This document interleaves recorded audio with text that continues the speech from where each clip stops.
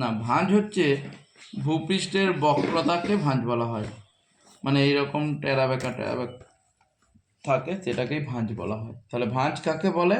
না, তোমরা বলবে ভূপৃষ্ঠের বক্রতাকে ভাঁজ বলে।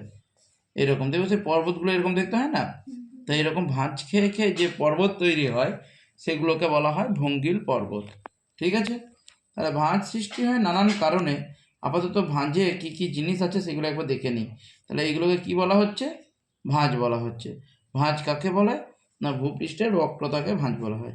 আমি একটাকে দেখাচ্ছি। তাহলে এইটা ধরো ভাঁজ হয়েছে,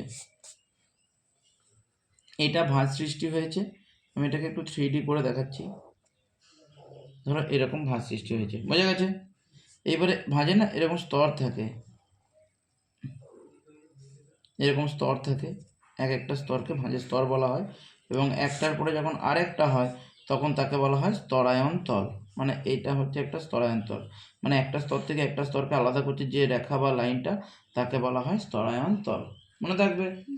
বেশ, এইবারে তুমি ভালো করে দেখো, যদি আমি এরকম করে ব্যান্ড করি কোনো একটা জিনিসকে, যেখানটা সবচেয়ে বেশি ব্যান্ড হয়েছে সেই জায়গাটা আগে ভাঙবে। তাহলে এখানে কোনখানটা বেশি ব্যান্ড হয়েছে বলো তো? কোন জায়গাটা মনে হচ্ছে? এই জায়গাটা। তাহলে এইখানটা তো আগে ভাঙা উচিত। তাহলে ভাঁজের বক্রতা যে জায়গায় সবচেয়ে বেশি, এই জায়গাটার নাম হচ্ছে গ্রন্থি বিন্দু। কি? গ্রন্থি বিন্দু। তাহলে ভাঁজের বক্রতা যে জায়গায় সবচেয়ে বেশি তাকে বলা হচ্ছে গ্রন্থি বিন্দু। এবারে এরকম করে, তো এরকম করে আরও তো গ্রন্থি বিন্দু আছে এরকম করে। এই গ্রন্থি বিন্দুগুলিকে কাল্পনিক রেখা দ্বারা যদি যোগ করি, যেটা পাবো তাকে বলা হচ্ছে গ্রন্থি রেখা। গ্রন্থি রেখা, বোঝা গেছে? এইবারে এইটাকে যদি আমি কেটে আলাদা করি, এটাকে যদি আমি কাটি, এই গ্রন্থি রেখা বরাবর কাটি, তাহলে এই দিকে একটা টুকরো পাবো, এইদিকে আর একটা টুকরো পাবো না? পাবো কি না? যদি এইভাবে কাটি পাবো তো? এই এক একটাকে বলা হয় ভাঁজের বাহু। ভাঁজের বাহু। তাহলে এইদিকে একটা ভাঁজের বাহু পাচ্ছি, এইদিকেও একটা ভাঁজের বাহু, বোঝা গেছে? আবার এই ভাঁজের বাহু দুটোকে যখন আমি এক জায়গায় জড়ো করে দেবো, তখন এই লাইনটাই আবার পাবো। তখন এটাকে বলবো ভাঁজের অক্ষ। তখন কিন্তু নামটা চেঞ্জ হয়ে যাচ্ছে, গ্রন্থি রেখার নামটা চেঞ্জ হয়ে যাচ্ছে, তখন নাম হচ্ছে ভাঁজের অক্ষ। এবার সেই বরাবর কাটলে একটা তল পাবো, তাকে বলা হচ্ছে অক্ষ তল। তাহলে কি কি পেলাম? 1 নম্বরে পেলাম গ্রন্থি বিন্দু, 2 নম্বর পেয়েছিলাম গ্রন্থি রেখা, 3 নম্বর কি পেলাম? 3 নম্বর পেলাম, বলো? কেটে দিলাম, কেটে দিয়ে বাহু পেলাম। 4 নম্বরে পেয়েছি অক্ষ, 5 নম্বরে পেলাম অক্ষ তল, বুঝা গেছে? আর 6 নম্বর আর 7 নম্বরে কি আছে দেখো। এইটা তো একটা স্তরায়ন তল, বেডিং প্লেন বলেছি। এইখানে যদি একটা অনুভূমিক লাইন টানা হয়, অনুভূমিক লাইন, তাহলে এখানে একটা কোণ উৎপন্ন করছে না এই জায়গাটায়? এই কোণটাকে বলা হয় নতি, বুঝা গেছে? এবারে এই যে অনুভূমিক তলটা, এইটাকে যদি এরকম করে, যদি আমি এরকম করে নড়াই, তাহলে একটা লাইন হবে তৈরি, ওটাকে বলা হচ্ছে আয়াম। আমি একটা জিনিসের সাহায্যে দেখাচ্ছি, তোমরা একবার দেখে নাও, দেখো ক্লিয়ার হয়ে যাবে। আর একটু সুন্দর পিচবোর্ডটা দাও, পিচবোর্ডটা দাও, এই দিকে দেখাবে। দেখো এর বক্রতা সবচেয়ে বেশি কোনটা? এই জায়গাটায়। তাহলে এটাকে কি বলছি? গ্রন্থি বিন্দু। এই যে লাইনটা তৈরি হচ্ছে একে বলছি গ্রন্থি রেখা। এই গ্রন্থি রেখা বরাবর যদি কেটে দিই, দুটো পাচ্ছি বাহু। এই বাহু দুটোকে যখন যোগ করে দিচ্ছি পাচ্ছি অক্ষ। ওই কেটে দেওয়ার ফলে যে তলটা পাচ্ছি সেটা হচ্ছে অক্ষতল। এবারে ভাঁজের ওপরে যদি আমি একটা অনুভূমিকভাবে যদি একটা লাইন টানি, তাহলে যে কোণ উৎপন্ন করছে তাকে বলা হচ্ছে নতি। এবং এই অনুভূমিক তল আর এই অক্ষতল, অক্ষতল এইটা তো যে রেখা বরাবর ছেদ করবে, এই যে এইটাকে বলা হচ্ছে আয়াম। তাহলে আরেকবার বলে দিচ্ছি, দেখে নাও। তাহলে এই বিন্দুটা কি? গ্রন্থি বিন্দু। এই লাইনটা কি? গ্রন্থি রেখা। গ্রন্থি রেখা বরাবর কেটে দিলে দুটো পাচ্ছি বাহু। বাহু দুটোকে জয়েন করে দিলে যেটা পাবো অক্ষ। কেটে দেওয়ার ফলে যে তলটা পেয়েছিলাম অক্ষতল। আর এই যে অনুভূমিক লাইনটা টানলে যে কোণ উৎপন্ন হচ্ছে, নতি। ক্লাইনোমিটার নামে একটা যন্ত্র আছে যার সাহায্যে নতির কোণ মাপা যায়। আর এই অনুভূমিক তল আর ত্বরায়ন তল যে রেখা বরাবর ছেদ করছে, মানে একবার ধরবে, একবার ধরো তো, এটা ধরো তো, ধরো ধরো, এটা ধরো, এই যে হ্যাঁ উপরেরটা, হ্যাঁ এটা ধরো, এই যে যে লাইনটা তৈরি হচ্ছে এটা তো একটা রেখা, তাহলে যে রেখা বরাবর, এটা হচ্ছে অনুভূমিক তল আর এটা হচ্ছে স্তরায়ন তল, যে রেখা বরাবর ছেদ করছে, এই যে এইটা বড় করতে থাকো, এই যে জিনিসটা এইটা হচ্ছে আয়াম, মনে থাকবে। তাহলে এই জিনিসটা হলো আমার আয়াম, তাহলে বোঝা গেল। বেশ, তাহলে ভাঁজের ফলে মানে ভাঁজ কী কী উপাদান দ্বারা তৈরি, জিনিসগুলো দ্বারা তৈরি বোঝা গেছে। এটাকে বলা হয় ভাঁজের গাঠনিক উপাদান। কি বলে? ভাঁজের গাঠনিক উপাদান। মনে থাকবে না? থাকবে না? থাকবে? থাকবে না? সেই, তাহলে এই জায়গাটা কি আরেকবার রিপিট করছি, এটা কি গ্রন্থিবিন্দু, এই লাইনটা কি, আর এইগুলো কি কি বলেছিলাম, এক একটা স্তরায়ন তল।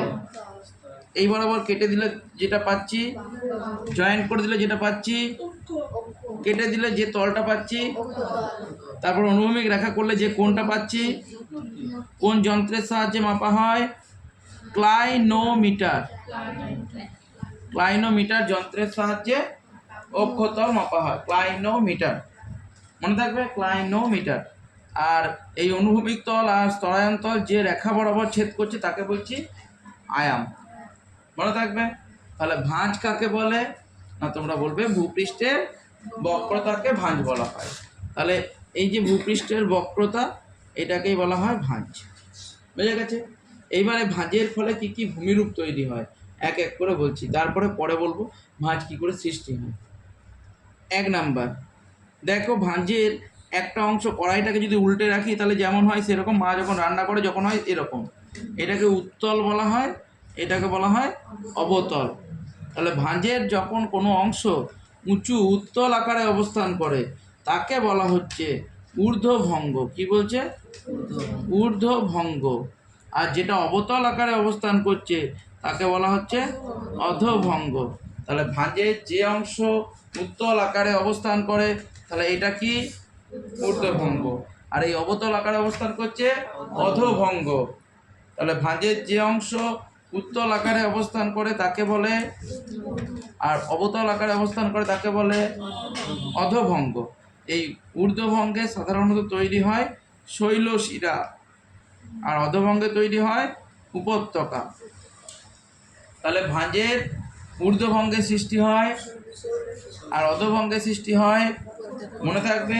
তাহলে ঊর্ধ্বভঙ্গে সৃষ্টি হয়, অধোভঙ্গে উপত্যকা। ইউরোপে একটা পর্বত আছে, পর্বতটার নাম হচ্ছে জুরা পর্বত। কি নাম? জুরা পর্বত। ইউরোপ মহাদেশে জুরা পর্বতে এই গঠনটা প্রথম লক্ষ্য করা গেছিল। তাই যে কোনো ভঙ্গিল পর্বতের এই গঠনটাকে বলা হয় জুরা গঠন বা স্বাভাবিক গঠন। জুরা গঠন বা স্বাভাবিক গঠন। দাও খাতাটা দাও, আমি একবার দেখে নিই যেগুলো আছে সেগুলো বলে যাচ্ছি। এগুলো একবার দেখো না, যেগুলো বলেছি, গ্রন্থিবিন্দু মাথায় ঢুকে আছে, গ্রন্থিরেখা, অক্ষ, অক্ষতল, বাহু, নতি, আয়াম। ঠিক আছে। এবার এখন আমি এসে গেছি ভাঁজের ফলে কি কি ভূমিরূপ সৃষ্টি হয়। আগে কয়েকটা টার্ম তোমাদেরকে জানতে হবে, সেই টার্মগুলো এক এক করে বলছি। প্রথমে আসছে ঊর্ধ্বভঙ্গ। ঊর্ধ্বভঙ্গ কাকে বলে? ঊর্ধ্বভঙ্গ কাকে বলে? ভাঁজের উত্তল অংশকে ঊর্ধ্বভঙ্গ বলা হয়। তাহলে ভাঁজের উত্তল অংশকে বলা হচ্ছে ঊর্ধ্বভঙ্গ, আর এই যে নিচু অংশ এটা হচ্ছে অধোভঙ্গ। অধোভঙ্গ। উপত্যকা তো গঠিত হয়, ঠিকই বলেছ, অধোভঙ্গে উপত্যকা তৈরি হয়। এবার আসছে ঊর্ধ্বভঙ্গ ধারা আর অধোভঙ্গ ধারা। ঊর্ধ্বভঙ্গ ধারা কাকে বলে? না যখন অনেকগুলি ঊর্ধ্বভঙ্গ একসঙ্গে থাকে তাকে বলা হচ্ছে ঊর্ধ্বভঙ্গ ধারা। যখন অনেকগুলি অধোভঙ্গ একসঙ্গে থাকে তাকে বলা হচ্ছে অধোভঙ্গ ধারা। তাহলে ঊর্ধ্বভঙ্গ ধারা কোনটি? না যখন অনেকগুলি ঊর্ধ্বভঙ্গ একসঙ্গে অবস্থান করছে তাকে বলা হচ্ছে ঊর্ধ্বভঙ্গ ধারা। যখন অনেকগুলি অধোভঙ্গ একসঙ্গে অবস্থান করছে তাকে বলা হচ্ছে অধোভঙ্গ ধারা। এগুলো মনে রাখবে। এবারে ভাঁজ কেন তৈরি হয় এটা বলে দিই ভাঁজ সৃষ্টির কারণ। প্রথম কথা হচ্ছে তাপীয় সংকোচন। প্রথম পয়েন্ট হচ্ছে তাপীয় সংকোচন জিনিসটা কি তোমাদের ক্লিয়ার করে দিই। ধরো কোনো একটা জিনিস গরম আছে, মা দুধটা গরম করেছে, সসপ্যানে রেখে দিয়েছে, তারপর আস্তে আস্তে তাপ বিকিরণ করতে করতে কি হবে, তাপটার সাথে সাথে দুধটা কি হয়ে যাবে, ঠান্ডা হয়ে যাবে। না, নামিয়ে দিয়েছে তো, ঠান্ডা হয়ে যাবে। তাহলে পৃথিবীটা কি ছিল, প্রথমে গরম উত্তপ্ত অগ্নিপিণ্ড ছিল। তা সেই যেহেতু গরম উত্তপ্ত অগ্নিপিণ্ড ছিল, তো দীর্ঘদিন ধরে ও তো তাপ বিকিরণ করছে। তাপ বিকিরণ করার ফলে কি হবে, ও ঠান্ডা হবে, এবং ঠান্ডা হয়ে যাওয়ার ফলে না শিলাতে মানে পৃথিবীর বুকে এরকম করে কুঁচকে গেছে, পৃথিবীর উপরের অংশটা কুঁচকে গেছে। এটাকেই বলা হচ্ছে যে ভাঁজ সৃষ্টির একটা কারণ। বিজ্ঞানী জেফ্রি বলে একটা লোক এই কথাটি বলেছিলেন। এটাকে বলা হয় তাপীয় সংকোচন মতবাদ। জেফ্রির তাপীয় সংকোচন মতবাদ। জেফ্রি কি বলেছে না, জেফ্রি বলেছে যে আজ থেকে কোটি কোটি বছর আগে পৃথিবী একটা গরম আগুনের গোলা ছিল। ধীরে ধীরে তাপ বিকিরণ করার ফলে এর মধ্যে কি হয়েছে, তাপ বিকিরণ করার ফলে ঠান্ডা হয়েছে, এবং ঠান্ডা হয়ে গিয়ে ওপরের ভূপৃষ্ঠ কুঞ্চিত হয়ে গেছে, কুঞ্চিত হয়ে ভাঁজের সৃষ্টি হয়েছে। এটা একটা পয়েন্ট, এই যে তাপের সংকোচন এখানে এটাই আছে। 2 নম্বর আসছে ম্যাগমার ঊর্ধ্বমুখী চাপ। মনে মনে ভাবো তলায় অ্যাস্টেনোস্ফিয়ার আছে, এখান থেকে ম্যাগমা একে চাপ দিয়েছে, আর শিলাটা যদি নরম হয় তাহলে কিন্তু না ফেটে ও এরকম হয়ে যাবে, এরকম হয়ে গেছে। হ্যাঁ, মানে ধরো এই আছে তলা দিয়ে ম্যাগমা, ম্যাগমা ধরো ধরো তলা দিয়ে ম্যাগমাটাকে বার করো, তুমি ম্যাগমাটাকে বার করতে চাচ্ছ, তখন ও কিন্তু এরকম হয়ে যাবে, ফেটে না কি, বোঝা গেছে। এটা হচ্ছে ম্যাগমার ঊর্ধ্বমুখী চাপ। 3 নম্বর হচ্ছে ভূ আলোড়ন। যখন দুটি পাত, এই পাতটা যখন কাছাকাছি আসছে, আর এদের মাঝে ধরো পলি বালি আছে, যখন কাছাকাছি আসছে তখন এ তলায় ঢুকে গেল, যখনই তলায় ঢুকে গেল তখনই এখানে পলিতে কিন্তু কি হলো, ভাঁজ সৃষ্টি হলো। এই যে চাপা দিয়ে দিল, তাহলে স্বাভাবিকভাবে তুমি ভাবো একটা মাদুর পেতেছো, তুই দুদিক দিয়ে যদি চাপা দাও তাহলে এরকম এরকম এরকম এরকম হবে না, সেটাই তো ঘটনা এখানেও তাই। এইদিক এই এলো, মাঝখানে পলি ছিল, পলিটা ভাঁজ পেয়ে এরকম এরকম এরকম এরকম ভঙ্গিল পর্বত সৃষ্টি করলো। তাহলে এটাও তো একটা ভাঁজ সৃষ্টির কারণ, এবং এটার ফলে কেঁপে উঠছে পৃথিবীটা, ওই জন্য ভূ আলোড়ন বলা হয়েছে। তাহলে 1 নাম্বার বলবে তাপীয় সংকোচন, 2 নাম্বার বলবে ম্যাগমার ঊর্ধ্বমুখী চাপ, 3 নাম্বার বলবে ভূ আলোড়ন, 4 নাম্বার আছে ভূ অভ্যন্তরে লবণ কেলাস। দেখো এটা মাটির ভেতরে, বুঝলে তো, অনেক লবণ আছে, তো লবণ থাকে, সেই লবণগুলো যখন এক জায়গায় জড়ো হয়ে যায় না, এরকম করে জড়ো হয়ে একটা গঠন তৈরি করে, এটাকে লবণ কেলাস বলা হয়। এইবারে যখন এখানে জল পড়ে, মাটির তলা দিয়ে যখন জলটা ঢোকে, তখন এর না এ আয়তনে বাড়ে, এবং এ তখন চাপ দেয়, তো, এবং চাপ দেওয়ার ফলে এরকম হয়ে যায়। তাহলে এটাও একটা মানে ভাঁজ সৃষ্টির কারণ, লবণ কেলাস মনে থাকবে। আর একটা আসছে জোয়ারি বল আর অভিকর্ষজ বল। জোয়ারি বল মানে কি, জোয়ারি বল জিনিসটা কি না, চাঁদ সূর্যের মিলিত আকর্ষণে জোয়ার ভাটা হয়, ছোটোবেলায় পড়েছিলাম। তাহলে যখন জোয়ার সৃষ্টি হচ্ছে, তাহলে জোয়ারের সময় ধরো সমুদ্রের জলটা এতটা ফুলে উঠছে, তা সমুদ্রটাও যেমন একটা জিনিস, সেরকম মাটিটাও তো একটা জিনিস। কোনো কোনো জায়গার মাটিটা ধরো একটু নরম আছে, সেটা একটু পড়া ফুলে গেল, হয়তো জলের মতো অতটা ফুলবে না, একটু পড়া ফুলে গেল, তাহলে এর ফলেও কিন্তু ভাঁজ সৃষ্টি হয়, বোঝা গেছে। তাহলে ভাঁজ সৃষ্টির কারণগুলো আরেকবার বলে দিচ্ছি। 1 নাম্বার জেফ্রির তাপীয় সংকোচন, 2 নাম্বার ম্যাগমার ঊর্ধ্বমুখী চাপ, 3 নাম্বার ভূ আলোড়ন, 4 নাম্বার লবণ কেলাস, 5 নাম্বার জোয়ারি বল। মনে থাকবে, ভাঁজের গাঠনিক উপাদান তো বলে দিয়েছি, এবারে ভাঁজের মানে শ্রেণী বিভাগ করবো, এটা মনে রাখবে। আচ্ছা, ঊর্ধ্ববঙ্গ অধবঙ্গের পার্থক্যটা পরে বলছি, প্রতিসম অপ্রতিসম পরে বলছি, তার আগে ভাঁজের শ্রেণীবিভাগটা করে দিই, তাহলে তোমাদের ক্লিয়ার হয়ে যাবে জিনিসগুলো। এখন পর্যন্ত যেটুকু বুঝিয়েছি সেটুকু ক্লিয়ার না ক্লিয়ার নয়? ক্লিয়ার, খুব কঠিন, কিন্তু বুঝিয়ে দিলে সব খুব সহজ। তাহলে ভাঁজের শ্রেণীবিভাগ, 1 নাম্বার বলেছে ঊর্ধ্ববঙ্গ। ঊর্ধ্ববঙ্গ কাকে বলে না, ভাঁজের যে অংশ উঁচু হয়ে উত্তল আকারে অবস্থান করে তাকে বলা হচ্ছে ঊর্ধ্বভঙ্গ। অধভঙ্গ কাকে বলে না, ভাঁজের যে অংশ বাঁক নিয়ে অবতল আকারে অবস্থান করে তাকে বলা হচ্ছে অধভঙ্গ। ঊর্ধ্বভঙ্গে কি সৃষ্টি হয় বললাম, ইয়েস, শৈলশিলা। আর অধভঙ্গে কি সৃষ্টি হয় বলেছি, উপত্যকা। ঠিক আছে, তাহলে এবার আসছে 3 নাম্বার হচ্ছে ঊর্ধ্বভঙ্গ ধারা। যখন অনেকগুলি ঊর্ধ্বভঙ্গ একসঙ্গে থাকবে তাকে বলা হবে ঊর্ধ্বভঙ্গ ধারা, যখন অনেকগুলি অধভঙ্গ একসঙ্গে থাকবে তাকে বলা হবে অধভঙ্গ ধারা। এবার আসছে সমনত, এবারে ভালো করে মাথায় রাখবে। সমনত ভাঁজ কি করে সৃষ্টি হচ্ছে, দুদিক দিয়ে পার্শ্ব চাপ দেওয়ার ফলে সৃষ্টি হচ্ছে। এবারে ভালো করে ভাবো যে আমি এখানে আছি, ঠিক আছে, এইখানে একটা ধরো শিলা স্তর আছে, মানে শিলা আছে বা পল্লী আছে। এবারে এই দিক দিয়ে আমিও চাপ দিচ্ছি, ওই দিক দিয়ে রুমাও চাপ দিচ্ছে। এবারে দুজন চাপ দিলে তবেই তো ভাঁজের সৃষ্টি হবে। এইবারে স্বাভাবিকভাবে একটা জিনিস চিন্তা করো, ও যত জোরে চাপ দেবে তার থেকে আমি বেশি জোরে দেবো না কম জোরে দেবো? কেন, আমার ক্ষমতা বেশি তাই আমি বেশি জোরে দেবো। এবং বেশি জোরে দিলে কিন্তু ভাঁজটা তখন কিন্তু আর এই রকম হবে না, তখন কিন্তু যেদিকে চাপ দেবো এইরকম হয়ে যাবে, হয়ে যাবে না? তাহলে এই রকম ভাঁজের সৃষ্টি হবে। তাহলে এর কিন্তু তখন কিন্তু এইটাই কিন্তু গ্রন্থিবিন্দু, ঠিক কি না? এটা তখন কিন্তু গ্রন্থিবিন্দু, তখন এটা কিন্তু আর গ্রন্থিবিন্দু, এখানে গ্রন্থিবিন্দু হচ্ছে না। তাহলে ভাঁজটা তখন এইরকম হয়ে যাবে। তাহলে কোন দিকে চাপ বেশি পড়ছে, এইদিকে না এইদিকে? এইদিকে আমি চাপ দিয়েছি তার মানে। তাহলে এইবারে যদি এইটাকে কেটে দিই, তাহলে যদি এটা যদি কেটে দিই তাহলে দুটো কি তৈরি হবে, এটা একটা বাহু। তাহলে বাহু দুটো দেখো সমান্তরালে রয়েছে। তাহলে যখন মানে কোনো একটা দিক বেশি চাপ দেওয়ার ফলে যখন কোনো ভাঁজের বাহু দুটি সমান্তরালে থাকবে তাকে বলা হবে সমনত ভাঁজ। সমনত, তাহলে এটা হচ্ছে সমনত ভাঁজ। তাহলে সমনত ভাঁজ কাকে বলে না, যখন ভাঁজের বাহু দুটি সমান্তরালভাবে থাকে। দেখো এরকম একটা বাহু, এটা একটা বাহু, তাহলে সমান্তরাল রয়েছে না? সমান্তরাল রেখা কাকে বলে না, কোনো দুটো লাইন যদি অনির্দিষ্ট যত দূর বাড়াবো যদি কোনো দিক কাউকে না ছেদ করে তবেই সেটা তাকে সমান্তরাল বলা হয়। হ্যাঁ, তাহলে সেটা হচ্ছে, তাহলে সমনত ভাঁজ কাকে বলে বোঝা গেছে? যখন দুটি বাহু পরস্পরের সমান্তরাল অবস্থায় থাকে তাকে বলা হচ্ছে সমনত ভাঁজ। এবারে সাহিত্য ভাঁজ, আরো প্রেসার দিলাম, আরো প্রেসার দিলাম, আরো প্রেসার দেওয়ার ফলে কি হবে, একদম শুয়ে দেবে, এই হয়ে গেল, বোঝা গেছে? এটাকে বলা হচ্ছে সাহিত্য ভাঁজ, শুয়ে দিয়েছে।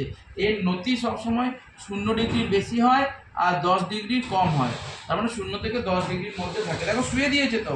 আর ভালো করে ভাবো তো, এর নতি কত হতে পারে, দেখো 45 ডিগ্রি করে হবে, 45 ডিগ্রি 45 ডিগ্রি, কারণ এটা 90 ডিগ্রি যদি হয় তাহলে এটা 45, বোঝা গেছে? 45 ডিগ্রি করে হচ্ছে কোনটা।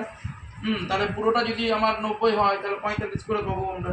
তাহলে পুরোটাকে 90 ডিগ্রি ধরে পড়ে তাহলে দুটো ভাগ করে নিয়েছি, তাহলে 45 45 করে হচ্ছে। তাহলে সবসময় মনে রাখবে, প্রথমে আসছে সমনত ভাঁজ, তারপর আসছে সাহিত্য ভাঁজ। কি বললাম? সাহিত্য ভাঁজ। এবার এই সাহিত্য ভাঁজের আকারটা যখনই বড় হবে তখন তাকে বলা হবে ন্যাপ ভাঁজ। ন্যাপ, বৃহৎ আকার সাহিত্য ভাঁজকে ন্যাপ ভাঁজ বলা হয়। তাহলে পরপর তিনটে তোমরা মনে রাখবে। 1 নম্বরে মনে রাখবে সমনত, সমনতর পরে সাহিত্য, সাহিত্যর পরে ন্যাপ ভাঁজ। আরেকবার বলে দিচ্ছি প্রথম থেকে, ভাঁজের ফলে সে ইয়েগুলো দেখো। এক হচ্ছে ঊর্ধ্বভঙ্গ, মানে এই জায়গাটা ঊর্ধ্বভঙ্গ, তারপর আসছে অধভঙ্গ, এইটা অধভঙ্গ। অনেকগুলি ঊর্ধ্বভঙ্গ একসঙ্গে থাকলে ঊর্ধ্বভঙ্গ দ্বারা, অনেকগুলি অধভঙ্গ একসঙ্গে থাকলে অধভঙ্গ দ্বারা, মনে থাকবে। এবারে সমনত, সমনতটা কি বললাম, কোনো একটা দিকে যদি বেশি পার্শ্ব চাপ পড়ে যায় তাহলে শুয়ে, মানে অনেকটা শুয়ে যায় এবং দুটি বাহু পরস্পরের সমান্তরালে থাকে, তাকে বলা হচ্ছে সমনত। আরো জোরে যদি প্রেসার মারা হয় তাহলে তখন কিন্তু একেবারে শুয়ে যাচ্ছে, নতিটা 0 থেকে 10 ডিগ্রির মধ্যে থাকছে, তাকে বলা হচ্ছে সাহিত্য ভাঁজ। সাহিত্য ভাঁজের আকারটা যখন বড় হবে তখন সেটা হচ্ছে ন্যাপ ভাঁজ, মনে থাকবে। এবার হচ্ছে প্রতিসম। এবার প্রতিসম ভাঁজ, ধরো এখানে আবার একটা শিলা ইয়ে আছে, কি বলে ভূমি কোনো আছে। এবার রুমাও ঠিললো আমিও ঠিলাম, দুজনেই যদি ঠিলি, এবং দুজনের ঠেলাটা যদি একই রকম হয়, মানে বেশি জোরে নয় বেশি আস্তেও নয়, মানে দুটোই যদি সমান হয় তাহলে ভাঁজটা কিন্তু এই রকম হবে। মানে দুটো নতি, ভাঁজের যে দুটো নতি তৈরি হবে এই দুটো নতি কি হবে, সমান হবে, কারণ দুদিকের চাপটা কি আছে, সমান পার্শ্ব চাপ, সমান পার্শ্ব চাপ। আমার না ভাঁজ পড়াতে খুব ভালো লাগে আর ভাঁজ বোঝাতেও খুব ভালো লাগে, আর খুব ভালো বইটা। তাহলে সমান পার্শ্ব চাপ, তাহলে সমান পার্শ্ব চাপ যদি দেওয়া হয় তাহলে কি হবে না, ভাঁজের নতি দুটো সমান হবে। এবার যদি এই বরাবর যদি বাহু হয় বাহু দুটো সমান হবে, ঠিক আছে। এই ভাঁজটিকে বলা হয় প্রতিসম ভাঁজ। প্রতিসম ভাঁজ, বোঝা গেছে? এদের অ্যাঙ্গেলগুলো কত করে হবে বললাম, 45 ডিগ্রি করে কোণ হবে, 45 ডিগ্রি করে নতি হচ্ছে। আর প্রতিসম ভাঁজের এই ওপরের যে অংশটা, প্রতিসম ভাঁজের যে এই ওপরের অংশটা, এটাকে বলা হয় প্রতিসম শৈলশিরা। কি বললাম? প্রতিসম এইবারে দেখবে এটা পড়তে মজা লাগবে, এতদিন কিন্তু বুঝতে ভালো লাগেনি, মনে হচ্ছে কি লিখছি কি করছি, এরপর ভালো লাগবে। তাহলে প্রতিসম ভাঁজ বোঝা গেছে। এবার আসছে অপ্রতিসম ভাঁজ। আবার ধরো কোনো একটা পলিবালি স্তর রয়েছে, আবার আমি ঠিললাম, রোমা ঠিলল, এবারে আমার জোর বেশি বলে আমি একটু বেশি জোরে ঠেলে দিলাম, অতটা জোরে না ঠিললাম, একটু বেশি জোরে ঠেলে দিলাম, তখন কি হলো, তখন কিন্তু শিলাটা এরকম করে হলো, এরকম এরকম হলো মোটামুটি, হয়তো ওর মতো না হলেও কিছুটা তো হয়ে গেল, মানে অনেকটাই বেশি হয়ে গেল। তাহলে এর কিন্তু দুটো নতি কি এক হবে? আলাদা হবে। এটাকে বলা হচ্ছে অপ্রতিসম ভাঁজ। অপ্রতিসম ভাঁজ। তাহলে যে ভাঁজে দুদিকে চাপ সমান হয় না, কোনো একদিকে বেশি হচ্ছে কোনো একদিকে কম হচ্ছে, তাহলে যে বাহু দুটো এক হবে না আলাদা হবে? চেহারা এক হবে বাহু দুটো, তাহলে আলাদা আলাদা বাহু হচ্ছে, কোনটাও আলাদা হয়ে যাবে। তাহলে এটাকে বলা হচ্ছে অপ্রতিসম ভাঁজ। প্রতিসম ভাঁজে যেমন প্রতিসম শৈলশিরার সৃষ্টি হয়েছিল, এই জায়গাটার নাম হচ্ছে অপ্রতিসম উচ্চভূমি। অপ্রতিসম উচ্চভূমি। তাহলে বোঝা গেছে? তাহলে প্রতিসম ভাঁজ বলে দিলাম, অপ্রতিসম ভাঁজ বলে দিলাম। এবার হচ্ছে তীক্ষ্ণ ভাঁজ আর বাক্স ভাঁজ। তীক্ষ্ণ মানে হচ্ছে, ধরো এটা তো ভাঁজ আমরা দেখেছি, এবার ভালো করে ভাবো, যদি মাথাটা যদি এইরকম হয় তাহলে এটা তীক্ষ্ণ নয়, এইটা হচ্ছে তীক্ষ্ণ ভাঁজ। এটা বুঝে গেছে? এবার আসছে বাক্স ভাঁজ। বাক্স ভাঁজ মানে মাথাটা এরকম বক্স বক্স হবে, এরকম বাক্সের মতো হবে, তখন তাকে বলবো আমরা বাক্স ভাঁজ। বোঝা গেছে? তাহলে তীক্ষ্ণ ভাঁজ গেল, বাক্স ভাঁজ গেল। এইবারেরটা, এই যে চারটা আছে, যেটা ভাঁজের যে কোণ হয়, ভেতরের কোণ মানে যেটা নতি, সেই অনুযায়ী শ্রেণীবিভাগ, এইটা মনে রাখবে। এটা চারটা আছে, আমি কিন্তু এটা চালাকি শেখাবো, এটা আমি আমাদের এসএসসির সময় আমি চালাকি করে মনে রেখেছিলাম, তোমাদেরকে ওটা শিখিয়ে দিচ্ছি। চারটা ভাগ আছে, চারটা ভাগ আমরা মনে রাখবো। সংকীর্ণ ভাঁজ, সংকীর্ণ ভাঁজ, ঠিক আছে, বদ্ধ ভাঁজ, মুক্ত ভাঁজ আর মৃদু ভাঁজ। এবারে তোমাদের না গোলাবে কোনটা সংকীর্ণ, কোনটা বদ্ধ, কোনটা মুক্ত, কোনটা মৃদু, গোলাবে। মনে রাখবে, তোমাদের বরগুলো খুব সংকীর্ণ মনে, খুব ছোট মনে, তাই তোমাকে ঘরে বদ্ধ করে রেখেছে। ঘরে বদ্ধ করে রাখার পরে তোমাকে মুক্ত করে দিল, খুলে দিল, যা চলে যা, তখন তুমি মৃদু হাসলে। তাহলে মনে থাকবে। আবার বলছি, তাহলে তোমাদের বরগুলো খুব সংকীর্ণ মনের, তাই তোমাকে ঘরে বদ্ধ করে রেখেছে, বদ্ধ করে দেখলো না বাগানো যাচ্ছে না, মুক্ত করে দিল, মুক্ত করার পরে তুমি মৃদু হাসলে। তাহলে সংকীর্ণ, তারপরে বদ্ধ, তারপরে মুক্ত, তারপর মৃদু, তুমি হাসিটা লাস্টে হাসলে। তাহলে মনে রাখবে এইভাবে। তাহলে সংকীর্ণ, বদ্ধ, মুক্ত, মৃদু। এবারে দেখো, তুমি যখন তোমার পরের যখন সংকীর্ণ মন, তখন 30 ডিগ্রি নতি, নতির মান 30 ডিগ্রি। তাহলে যখন ভাঁজের অন্তর্বর্তী কোণের মান 30 ডিগ্রির মধ্যে হবে, তাহলে সে কম টাকা, কম মানে মানসিকতা, বাজে মানসিকতা, তাই সংকীর্ণ। এবার তোমাকে বদ্ধ হলো, তোমার ঠিক আছে আমাকে তাহলে ঘরে রেখে দিয়ে যাচ্ছ, আমার কুরকুরে কিনে দাও, তাহলে টাকাটা বেশি লাগবে তার থেকে। বদ্ধ অবস্থায় 30 ডিগ্রি থেকে যখন 70 ডিগ্রি কোণ হবে, তখন হয়ে যাবে বদ্ধ। তারপরে যখন তোমাকে ছেড়ে দিল, তখন তুমি মোচারে খরচা করবে, তখন 70 থেকে 120 ডিগ্রি, টাকা মনে রাখো। আর তার বেশি যখন হয়ে যাবে মৃদু, মৃদু হাসছো, যেহেতু সব টাকা ফুটিয়ে দিলাম, মৃদু হাসতে হাসতে 180 থেকে 120 থেকে 180, তাহলে 30 থেকে 70, 70 থেকে 120, 120 থেকে 180। তাহলে সংকীর্ণ, মনে মনে ভেবে নাও, তুমি নিজেকে ভেবে নাও, সংকীর্ণ, তারপর বদ্ধ, তারপর মুক্ত, তারপর মৃদু। সংকীর্ণতে খরচা করছে 30 টাকা, তারপর বদ্ধতে 30 থেকে 70, তারপর মুক্ত করে দিলে তখন মোচারে খরচা করতে শুরু করলে 70 থেকে 120, তারপর ঝেড়ে সব টাকা খরচা করে মৃদু হাসছো 120 থেকে 180। মনে থাকবে? তাহলে এই গেল ভাঁজের শ্রেণীবিভাগ। কঠিন কিন্তু পড়লে জিপটা বেরিয়ে যেত, মানে এই যে বুঝিয়ে দিলাম, এখন যদি তুমি না মনে রাখতে, আমি নিজেরই মুখস্থ হচ্ছিল না, দিয়ে এরকম করে তৈরি করছি, ছেলেগুলোকে বোঝাতে হবে, তাহলে ভালো করে একটা সূত্র বার করি, সূত্র বেরিয়ে গেল সঙ্গে সঙ্গে। তাহলে সংকীর্ণ, বদ্ধ, তারপর মুক্ত এবং মৃদু, ব্যাস। তাহলে বোঝা গেছে। এবারে ভাঁজের ফলে কি কি ভূমিরূপ সৃষ্টি হয় এটা বলে দিয়ে ছেড়ে দেবো। অনেকটা পড়ানো হলো কিন্তু হালকার মধ্যে অল্প সময়ের মধ্যে অনেকটা গেছে। যাই হোক দেখো এটা বেশি বড় নয়, মানে ছুটিটা আমি বোঝাতে পারতাম যা টাইম রয়েছে, কিন্তু আর না মাথা নিতে পারবে না। হ্যাঁ মানে আসলে এত ইন্টারেস্টিং দেখো, এটা ভালো লাগবে না যেটা বললাম, আবার রিপিট করে দেবো তাহলে সব মাথায় ঢুকে যাবে। দেখো এবার দেখো ভাঁজের ফলে কি কি ভূমিরূপ সৃষ্টি হয়। দেখো ভাঁজের ফলে প্রথম ভূমিরূপ ভঙ্গিল পর্বত সৃষ্টি হয়। ভঙ্গিল পর্বত সৃষ্টি হয় কিনা, যে দুদিকে পার্শ্বচাপের ফলে শিলাতে কুঞ্চন হয়, কুঞ্চনের ফলে শিলা আস্তে আস্তে উপরের দিকে উঠে গিয়ে ভঙ্গিল পর্বতের সৃষ্টি করে, যেমন ভারতের হিমালয়, উত্তর আমেরিকার রকি, দক্ষিণ আমেরিকার আন্দিজ, ইউরোপের আল্পস সব ভঙ্গিল পর্বতের উদাহরণ। 2 নাম্বার বলেছে স্বাভাবিক বা জুড়া গঠন। শুরুতেই বলেছিলাম যে যখন ভাঁজের ঊর্ধ্বভঙ্গে কি তৈরি হয়, এখানে কি তৈরি হয় শৈলশিরা, আর অধোভঙ্গে কি তৈরি হয় উপত্যকা। এটা ইউরোপের জুড়া পর্বতে প্রথম লক্ষ্য করা গেছিল, তাই একে বলা হচ্ছে জুড়া গঠন বা স্বাভাবিক গঠন। তুমি ডান হাতে খাচ্ছ এটা স্বাভাবিক, হঠাৎ করে ডান পা দিয়ে এরকম করে খাবারটা খাচ্ছ, তাহলে ওটা কি স্বাভাবিক হবে? ওটা বিপরীত জিনিস হয়ে যাবে, ঠিক আছে? তাহলে স্বাভাবিক গঠন কাকে বলা হয় না, সাধারণত ভাঁজের ঊর্ধ্বভঙ্গে শৈলশিরার সৃষ্টি হয় এবং অধোভঙ্গে উপত্যকার সৃষ্টি হয়, একে বলা হচ্ছে জুড়া গঠন বা স্বাভাবিক গঠন। কখনো কখনো উল্টো কেস হয়, কখনো কখনো তুমি ধরো ডান হাতে খাও, ডান হাতে ভেঙে গেল, বাঁ হাতে করে খেতে হবে, হবে কি না? তাহলে বিপরীত জিনিস হতেই পারে। তা কখনো কখনো ক্ষয়চক্রের দ্বিতীয় পর্যায়ে উল্টো কেস হয়। ধরো এদিক দিয়ে নদী বয়ে গেছে, এদিক থেকে নদী বয়েছে, এদিকে নদী বয়ে গিয়ে না এই মালটাকে পুরো ক্ষয় করে দিয়েছে। ক্ষয় করে দেওয়ার ফলে এই অবস্থা সৃষ্টি করেছে, এই ঊর্ধ্বভঙ্গে উপত্যকা, অধোভঙ্গে শৈলশিরা। তাহলে কেসটা কি হলো, ছিল ঊর্ধ্বভঙ্গে শৈলশিরা, ক্ষয় পেয়ে নদীতে ক্ষয় করে এখানটা কি তৈরি করলো উপত্যকা। তাহলে ঊর্ধ্বভঙ্গে কি করলো, এটা আগে তো ছিল ঊর্ধ্বভঙ্গ, তাহলে বর্তমানে ঊর্ধ্বভঙ্গে কি তৈরি হলো উপত্যকা, এটা ছিল অধোভঙ্গ, বর্তমানে উঁচু হয়ে কি তৈরি হলো শৈলশিরা।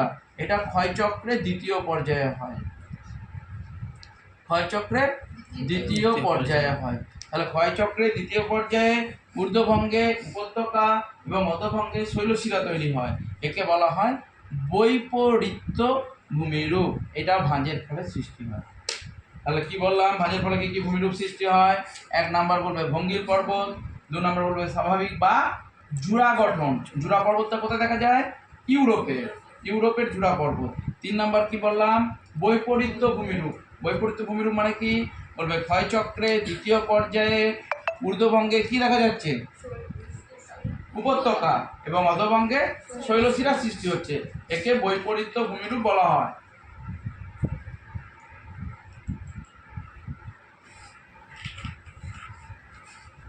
বোঝা যাচ্ছে না? এইবারে আসছে বন্ধুর ভূমিরূপ গঠন। সে অনেকগুলি ঊর্ধ্বভঙ্গ একসঙ্গে থাকলে ঊর্ধ্বভঙ্গ ধারা, অনেকগুলি অধোভঙ্গ একসঙ্গে থাকলে অধোভঙ্গ ধারা। তাহলে এর ফলে মাটিটা কেমন হবে, উঁচু নিচু উঁচু নিচু উঁচু নিচু হবে, এটাকে বন্ধুর ভূমিরূপ বলা হয়। তাহলে বন্ধুর ভূমিরূপ গঠন হচ্ছে এর ফলে। বোঝা গেছে? এবার আসছে বলেছে একনত ভৃগুতট। খুব ইজি জিনিস। ধরো ভাঁজটা এরকম করে সিঁড়ির মতো নেমে গেল, এটাকে বলা হয় একনত ভৃগুতট। এই যে চান করে নেমে গেল, এই জায়গাটিকে বলা হচ্ছে একনত, মানে একদিকেই হেলে আছে, দেখো না দুদিকে হেলে আছে, ছবিটা ভুল হয়েছে, ছবিটা একটু ঠিক করে নেবে। একনত ভৃগুতট, একনত ভৃগুতট। বোঝা গেছে জিনিসটা? এবার আসছে যে প্রতিসম আর অপ্রতিসম শৈলশিরা। একটু আগেই বুঝেছিলাম যে যখন প্রতিসম ভাঁজ সৃষ্টি হচ্ছে তখন কি তৈরি হচ্ছে, এখানটায় প্রতিসম শৈলশিরা, আর অপ্রতিসম ভাঁজ তৈরি হলে এখানটায় কি তৈরি হচ্ছে অপ্রতিসম উচ্চভূমি। ব্যাস হয়ে গেল, কমপ্লিট। এবারে দেখে নাও একবার, আর একবার পুরোটা আমি রিকল করিয়ে দিচ্ছি, একবার দেখে নাও। তাহলে ভাঁজ কাকে বলে? ভূপৃষ্ঠের বক্ষতাকে ভাঁজ বলে। ঊর্ধ্বভঙ্গ কাকে বলে না, যে অংশ উত্তল আকারে অবস্থান করছে তাকে ঊর্ধ্বভঙ্গ বলে। অধোভঙ্গ কাকে বলে? অবতল আকারে অবস্থান করছে অধোভঙ্গ বলে। ঊর্ধ্বভঙ্গ ধরা যখন অনেকগুলি ঊর্ধ্বভঙ্গ একসঙ্গে থাকছে ঊর্ধ্বভঙ্গ ধরা। অধোভঙ্গ ধরা যখন অনেকগুলি অধোভঙ্গ একসঙ্গে থাকছে অধোভঙ্গ ধরা। এইটা একটু কম ইম্পর্টেন্ট, এটা এমন কিছু নেই। ভাঁজ সৃষ্টির কারণ তাপীয় সংকোচন, তাপটা ছেড়ে দিচ্ছে, তারপরে কুঞ্চনের সৃষ্টি, ম্যাগমার ঊর্ধ্বমুখী চাপ, ম্যাগমা বেরিয়ে করছে। ভূ আলোড়নের ফলে দুটো পাত কাছাকাছি এসে পর তৈরি হচ্ছে। ভূঅভ্যন্তরে লবণ কেলাস, লবণটা গলে গিয়ে পরে পরিমাণে বেড়ে পড়ে চাপ দিচ্ছে, আর জোয়ারি বল অভিকর্ষজ বল। এবার ভাঁজের গাঠনিক উপাদান গ্রন্থিবিন্দু, এই যে বিন্দুটা গ্রন্থিবিন্দু, ঠিক আছে। তারপরে লাইনটা হয়ে গেলে গ্রন্থি রেখা, তারপরে অক্ষ হচ্ছে এক একটা ইয়ে হয়ে গেলে অক্ষ হয়ে যাচ্ছে, এই জায়গাটা অক্ষ, আর এক একটা ভাগ হয়ে গেলে বাহু, আর তলটা হচ্ছে অক্ষতল, আর কোণটা হলো নথি, আর ওই সমান্তরাল যে লাইনটা সেটা হচ্ছে আয়াম। ঊর্ধ্ববঙ্গ অধোবঙ্গের পার্থক্য পারবে যে এই উত্তল আকারের হয়, এই অবতল আকারের হয়, হ্যাঁ এইগুলো সব আছে, ব্যাস। এবার প্রতিসম ভাঁজ অপ্রতিসম ভাঁজ একটু আগে বলছিলাম, দুদিকের চাপ সমান হলে প্রতিসম, দুদিকের চাপ অসমান হলে অপ্রতিসম, দুটি বাহু সমান হবে, দুটি বাহু সমান হবে না, হ্যাঁ। প্রতিসম ভাঁজের উপরে প্রতিসম শৈলশিরা সৃষ্টি হয়, এর অপ্রতিসম উচ্চভূমি সৃষ্টি হয়, এর বাহু দুটি সমান, হ্যাঁ, এর নতি সমান হবে, এর নতি সমান হবে না, ব্যাস হয়ে গেল। আর অক্ষতলটা উল্লম্ব থাকে, অক্ষতল মানে কি, ছবিটা ঠিক হয়নি, ঠিক করবে। অক্ষতল মানে এই যে তলটা, এই তলটা দেখো একদম উল্লম্ব থাকবে, আর এই কিন্তু উল্লম্ব থাকছে না, ব্যাস হয়ে গেল। এবারে কি কি ভাঁজের শ্রেণীবিভাগগুলো, ঊর্ধ্বভঙ্গ, অধোভঙ্গ, ঊর্ধ্বভঙ্গ ধারা, অধোভঙ্গ ধারা, সমনত ভাঁজ, চাপ বেশি দিয়েছে একটু হেলে গেছে, বাহু দুটো সমান্তরাল, সাহিত্য ভাঁজ আরও শুয়ে গেছে, 0 থেকে 10 ডিগ্রির মধ্যে নতি থাকছে, তাহলে সাহিত্য ভাঁজ। ভেঙে যখন সরে যাচ্ছে আর এটা যখন একটু আকারে বড় হয়ে যাচ্ছে, তাহলে দেখো এইটুকু ছিল, বর্তমানে আকারে বড় হয়ে গেছে, বৃহৎ আকার সাহিত্য ভাঁজকে ন্যাক বলা হয়। প্রতিসম ভাঁজ দুটি বাহু সমান হলে পরে বা দুটি দিকে চাপ সমান হলে, অপ্রতিসম কম বেশি তীক্ষ্ণ ভাঁজ বলেছিলাম একদম চূড়ার মতো হবে, বাক্স ভাঁজ ওপরটা বক্সের মতো হবে। এবারে সংকীর্ণ, যেটা বলেছিলাম সংকীর্ণ, তোমাকে বন্ধ করে রাখলো, খুলে দিল, তুমি মৃদু হাসলে। 30 থেকে 70, 70 থেকে 120, 120 থেকে 180 কৌণিক হয়ে গেল। ভাঁজের ফলে ভূমিরূপ, ভঙ্গিল পর্বত, স্বাভাবিক বা জুড়া গঠন, জুড়া পর্বত কোথায় দেখা যায়, ইউরোপে। বৈপরীত্য ভূমিরূপ, বৈপরীত্যটা কি বলেছি, অধোভঙ্গে কি সৃষ্টি হবে না, অধোভঙ্গে শৈলশিরা, ঊর্ধ্বভঙ্গে উপত্যকা, তাকে বলা হবে বৈপরীত্য ভূমিরূপ। বন্ধুর ভূমিরূপ মানে ঊর্ধ্বভঙ্গ অধোভঙ্গ সব থাকার ফলে এটা ঢেউ খেলানো একটা ভূমিরূপ তৈরি হবে, যাকে বলা হচ্ছে বন্ধুর ভূমিরূপ। আর একনত ভৃগুতট মানে এরকম করে গিয়ে একটু নেমে যাচ্ছে, একদিকে হেলে থাকছে, সেটা হচ্ছে একনত ভৃগুতট। আর প্রতিসম অপ্রতিসম শৈলশিরা, প্রতিসম ভাঁজের ক্ষেত্রে প্রতিসম শৈলশিরা, অপ্রতিসম ক্ষেত্রে অপ্রতিসম উচ্চভূমি সৃষ্টি হয়। বোঝা গেছে? তাহলে পরের দিনে ভাঁজটা পড়া থাকছে।